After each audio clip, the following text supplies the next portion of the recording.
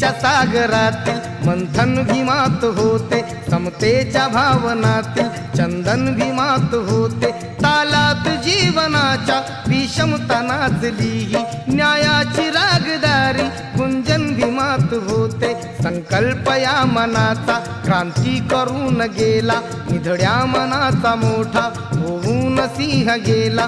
दिपविले कैक ज्ञानी माझ्या धुरंधराने, इतिहास घडविला माझ्या युगंधराने। ती आस नाही केली श्रीमंतीच्या धनाची, फुलविली बाग ऐसी येथे परिश्रमाची।